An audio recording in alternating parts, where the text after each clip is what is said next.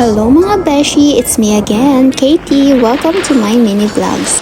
For today's video, nagkayayaan nga ang mga tropes, time check 1 AM. Pero dahil for the go, lagi ang mga person, sagod agad. Tara! Actually, this trip is last 2 months ago o 3 months ago ata, nakalimutan ko na. Ngayon lang ako sinipag mag-upload. Haba ng intro. Anyways, dito nga kami sa may Nakal, Ain Al-Tawara. Tama ba yung pronunciation ko? Correct me if I'm wrong. Ang relaxing nga ng tubig mga beshi, talagang mawawala lahat ng sakit-sakit sa katawan mo. 30 minutes nga lang kami nagbabad kasi nga mainit talaga. So ayun, pauwi na nga kami at yun lang naman talagang pinunta namin para mawala ang mga sakit-sakit namin sa katawan.